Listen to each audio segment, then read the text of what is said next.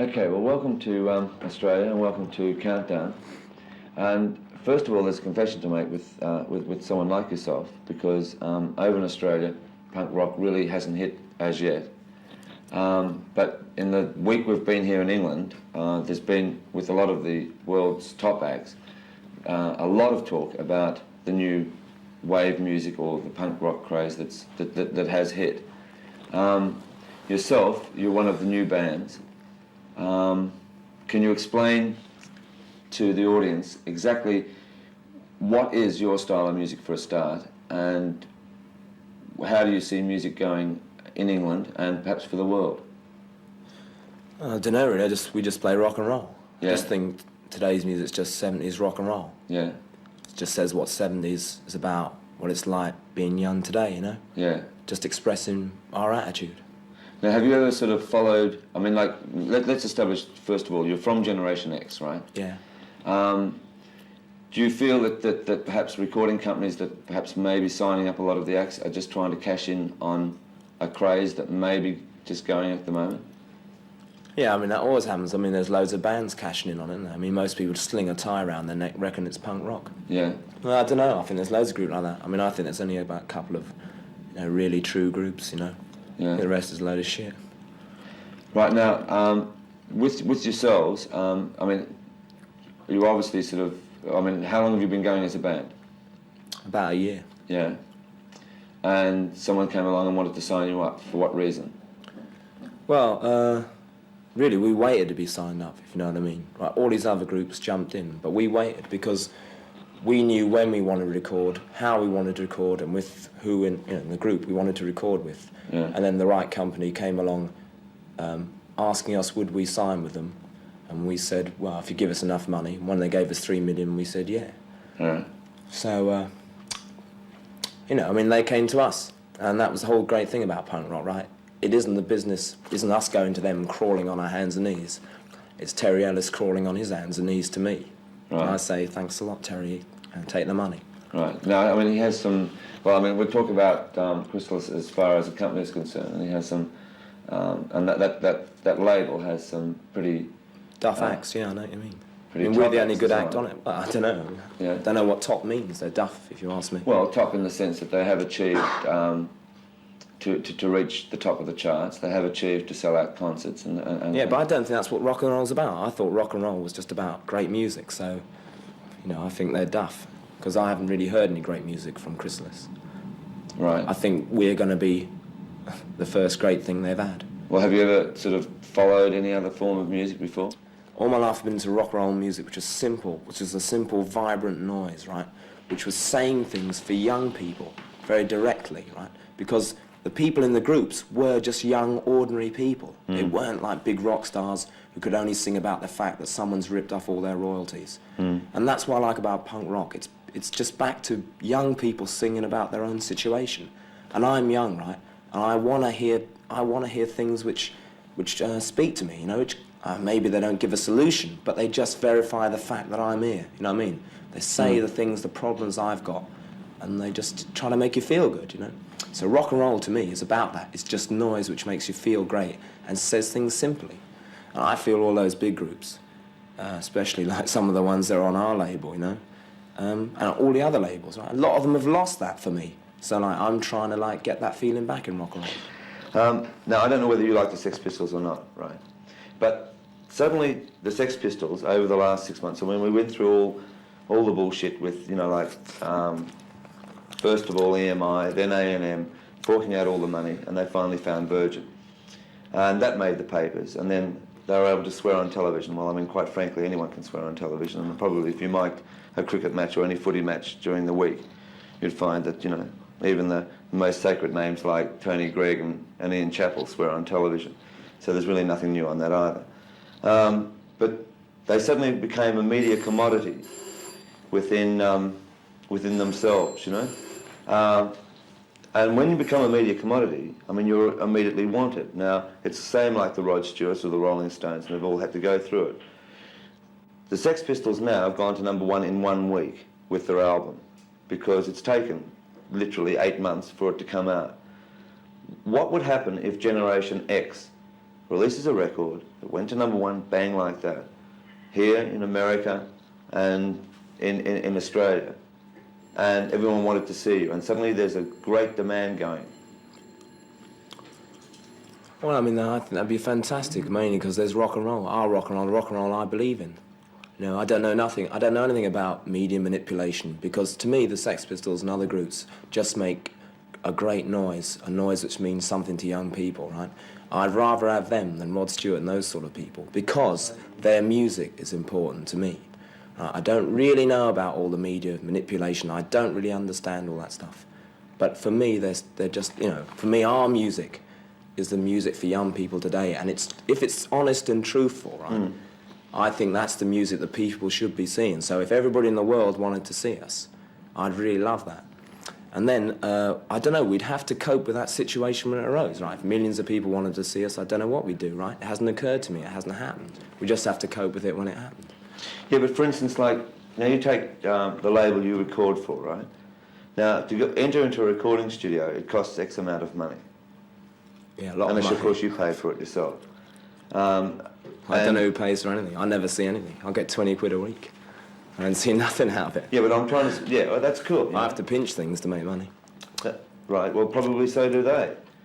They have to probably pinch probably. the studio time, you know, to put a gamble in of any group. Because once you release a record, it does cost money. I mean, it's all very fine. Anyone looking at a record, any group looking at a record and say, well, there's our record. But basically, there's money involved in putting out that record. Yeah. Right. Money well spent. Money well spent. Well, it does. Well, I mean, it's involving rock and roll, right? Yeah, right. Now, So I mean, money well spent. Well, is it money? And they well got spent? tons of money anyway. I reckon they should spend fucking millions more on us than everybody else. I mean, all those cunts at the top, they got so much money, right? They're just rolling in it. I'd rather it spent on us, even if it cost a bomb. I mean, it's great. They've given us so much money already. It's so exciting. But I mean, where does rock and roll go as far as this is concerned? I mean, it could all fall in a heap tomorrow. I mean, there was something like, as we discussed earlier on in the interview, suddenly overnight, there's something like 60, 70, 100, 120 potential punk rock bands. Every company now has, well, this is our punk rock band. Yeah, I know. Well, that's kind of horrible. I mean, I just think most of those companies may have... I mean, I know they want to make a lot of money out of it, right? That's the only thing they're in it for. That's the only thing they're in. The only thing they like rock and roll for is because it's going to make a lot of money for them. I mean, maybe like... I know Chrysalis started out as a very small company. Originally, the guys, I suppose, loved it because they just loved the music. But I know now, right, it's a big business machine. Okay, now... But for me, wait a minute. For me, it doesn't matter, right? Because I'm not part of the business machine, right? The business machine came to us, right? Right. They said, we'll give you all this money so you can continue making the noise you want to make, right? Okay. So that's what it means to me. I don't really know. I mean, honestly, if they make a load of bread and they put it into, like, war machines or something like that, right, I'm going to feel terrible. But I didn't do it for those reasons originally, you know. Well, maybe neither did Rod Stewart. Yet Rod Stewart, say, like last week at Madison Square Gardens, had a very young audience really getting off on his music. Now, a New York audience have been through all the punk rock craze, 10 years ago, and it's been happening ever since, you know. Now, are they wrong going to that and enjoying that music? Well, I don't think they're wrong, right? But I think it's really what these people use the money for. I mean, Rod Stewart just uses it to sort of build up some huge art collection, you know, I mean... But why not? I mean... Yeah, but I don't... To me, that's... It's so totally antisocial for a start, and it's so opposite what rock and roll is about, you know, because all you're trying to do is sort of like play music. Can I interrupt there? Yeah. Rock and roll is a form of entertainment, right? I mean, if you're going to use the word loosely, rock and roll is a form of entertainment, right? Going right back to the Little Richards, Chuck Berry, you name it, like it was just a form of musical entertainment, right? And so were the entertainers. Yeah. Now, if do you like that leather jacket that you're wearing? As long as it's entertaining people, yeah. I mean, I don't know. No, but really, but I don't know is whether it rock and roll's entertaining entertainment or not, really. All I know is I just like it, right? I just do it because I like it. I like go to the things because I like what people say. I see it more as just a form of communication. People just giving ideas over. Right, so Rod Stewart's ideas seem to me to like incorporate collecting huge art galleries in his own room for his own private It's so aristocratic, so old-fashioned. It's so fucking, you know, like what all the royalty and everybody with money's always done, denied everybody else something. And I thought rock and roll and music and singing was about giving people things, giving people feelings and emotions. And I think if you do that on one side of your life, right, really, like, it should follow in other things. You should want to, like, give out, also get back too, you know. But, like, it seems to me like a lot of those sort of people like that, they seem to start collect things, you know, like collect houses. And Now you did say at one stage silly to me. that you and your group were waiting for the right deal to come along for the right recording, right? There should be no right deal in that sort of thinking. I mean, I would... If that, See, the right deal, what we meant by that was, right, that in the contract, it says we get control of what product we want to put out, what songs we want to put out, singles, how the album's going to be, what the cover looks like, how much, all we use the money we get, right? We wanted to get quite a lot of money so we could use it to make a great album, so we could spend as much time as possible doing the songs, getting out on the road and playing to people. Right. That's the only reason we wanted money, and enough to live on, right? So we could keep the group going as a group, so we can make the group work, so we can make things happen for people. That's why we wanted the money. No, I know this is purely hypothetical. That's why we wanted the right deal. It ain't to do with like, it says in the contract you get a car after 6 months, or you get a car with the job. Right. Wasn't that at all, right? Because I still travel on the bus. I came here on the tube. Yeah. But what if suddenly you did take off and you were number one in America, you were number one in England, and all Europe and all the Asian countries? What would you do with the money then? I'll spend it on drugs. Yeah? Yeah.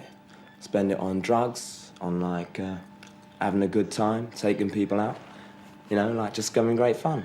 And I wouldn't buy like an art gallery with it. I can go down. I'd rather. Would you buy a house? I don't know really. I never thought about it. Don't think so. I think maybe I'll buy a car. I don't know. I like to have a really battered up Rolls Royce, like really smash it up and have it all smashed and broken or something.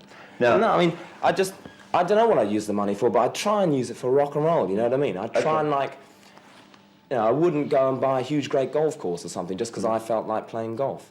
I mean, I don't know what I'd do with it. I mean, really, the thing is, I've never had much money, right? Yeah. And if I got a lot of it, I wouldn't know what to do with it. But I think we've had 20 years of rock and roll, right? We've had 20 years of people making mistakes, business-wise, management-wise, and the groups making mistakes.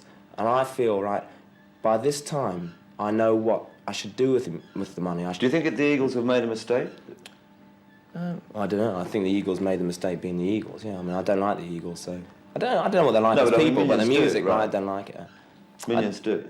Yeah, I mean, a lot of groups. And it entertains Minions. I sort of felt, yeah, it does. But I mean, I thought rock and roll was a little bit more than just entertaining people. I thought it was being really basically honest about what you feel about things and what you're doing. I don't know if that's the truth or not, but to me, that's what rock and roll was about. When John Lennon sings "All I Want Is the Truth" or "Woman is the Nigger of the World," right? It's songs like that speak to me. So you have admired groups in your time? Oh, of course. I mean, I think that's one thing I don't like about what's happening in a minute. People seem to deny sort of influences or deny things which made them feel great. Punk rock lacks a lot of emotion. I really feel people should expose themselves more in it because there is still emotion today. It's a lie if there isn't, you know. Even if maybe you don't love other people like that sort of like stupid, daft, soppy love, but maybe if you like still feel things about things, like I feel things about music. That's what I'm doing right now. Next, let's get on to music just on that score. Say you have a guitarist who may spend 10 years perfecting his craft on that instrument, right? Yeah. So, I mean, there's many have done that, right?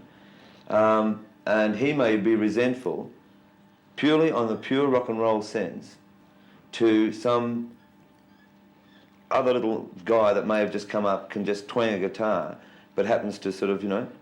I mean, you can include probably many of the punk rock bands. You can include perhaps the Bay City Rollers, I don't know, you know? Yeah, but I sort of think that's got nothing to do with... I mean, that's his problem, right? Yeah. Because he's got some big hang-up about the fact you should be technically brilliant to get to people.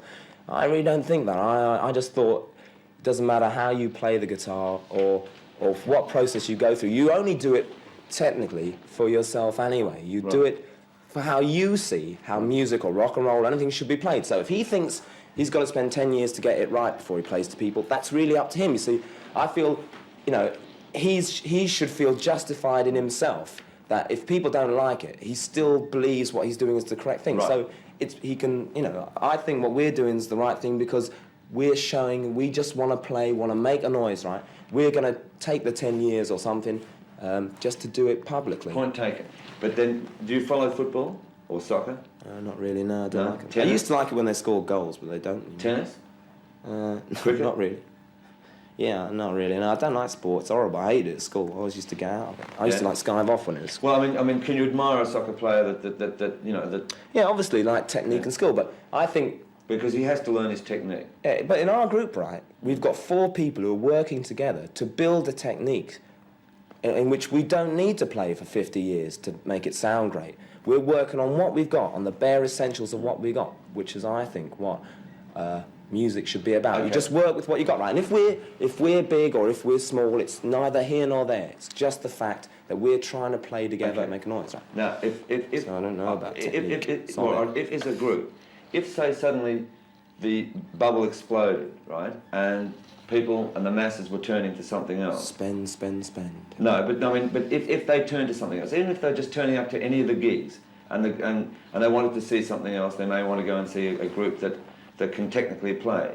Would you as a group try to further your technical ability as far as playing is concerned? Well, I mean, Or all the just give it time, up? you know, just when you pick up a guitar, like you're trying to get better at it, because you want to make the music better, or you want to just try and find things on it. You know, when I play the guitar, because I do play one, I just like try to find things on it, so I'll probably end up getting better. And in a way, you work at it subconsciously, don't you? I don't sit there playing scales all day, No. because that's not my idea of how you make music. So, obviously, as a group, we're trying to get better, make it sound better, more interesting. We've been talking about rock and roll, and we've been talking about manipulation. We've been talking about companies, bad or worse, or for whatever they were. Yeah. Today you've got a group, and you come under a classification, and one should, I don't think, ever classify music anyhow, you know. Oh, well, I see, yeah. Right, I mean, put it under, you know, whether it be punk rock or whatever it is. I mean, it should go under, your name's Generation X, so it should go under Generation X. That is their music, and that's that, you know. The same as like the Sex Pistols or the Eagles, you name it, right? Yeah, It I should feel be that their type of classification is music. other people's problems, Right. it's not mine. Exactly. With your group, do you listen to many albums? Yeah, of course. And be really honest, I mean, like, are there any artists that have been around, that are established, that you do still like? Well, not really, actually. I like what they have done in the past, right? Right. I don't find a lot of the older people, older rock and roll people, very stimulating anymore. You know, I like Gene Vincent, right? Like Eddie Cochran when they did it, or when it was great. You know, I like sort of the little piece of 3 minutes which is like encapsulated on records. Yeah. I like things like that, but. You know, I like a lot of the Beatles stuff. I love, like I said, like I already said, like "Woman is the Nigger of the World." I think that's great. That John Lennon wrote 70s music before we got here today. He wrote punk rock. You know, his early songs, like Cold Turkey, is the most simplest thing you've ever heard if you listen. So I have got people I like, but the thing is, they let me down. They let me down because they either stopped making great rock and roll, or the songs they started to write started to have no bearing on my life, so they Yeah. became irrelevant for me. Right. And like today, I don't have nobody like that. Okay, now, we've gone through, and I found this the most probably interesting interview I've done for a while, and I still don't know your name. Billy, my name is. Billy, and I just know of the group. Can you tell us a bit about your own product now, as far as what you put down on record? Well, I mean, the only single we made at the minute is Your Generation, right? And I was just talking about what rock music I like in the past, really. And Your Generation, it's not, it's really about how, for like the last 6 years, right, there hasn't been anything which we felt had the type of emotion and rawness, right, which makes rock and roll mean something for people for years and years, which really speaks to them. So we feel like we got all these great influences from the 60s, like I think the Beatles, the Who, the Kinks, and then there's a lot of American people, like Stooges and stuff, all that sort of people. Yeah. Even like the old rock and roll, like Gene Vincent, right? We got all those influences that show you what's right about rock and roll, right? And now we want to go on, take the next step, and push rock and roll another step further, right? Right. still encapsulate all that's gone before, but move on. And that's what your generation's about. It's not about hating all the old people just because they've gone off with a lot of money. I mean, like, that's true, but it's more important that rock and roll music's great again for me. I want to walk down the street, and every discotheque you go by or every shop, it's rock and roll pouring out, So that's what it's about. It's just about wanting to make a next step, right? And just saying what's happened in the past 6 years and wanting to move on, And whatever it takes. It might take violence, It might take hatred. It might take love again. I don't know. But we're going to try and find out, try and push on, And what about your new single? Well, the new one's called Wild Youth, right? And I just think it's just about Wild Youth. Right. And it's really, I feel it's just about talking about me personally, right? But it's it's trying to find the identity of today, you know what I mean? What being alive in the 70s is about, How you got the same pressures from authority and stuff, but we're fighting it so we can, be ourselves, do what we want, do what we think. Really that's about, People always tell you can't do what you want, you've got to do what everybody else wants you to do. And it's just about that.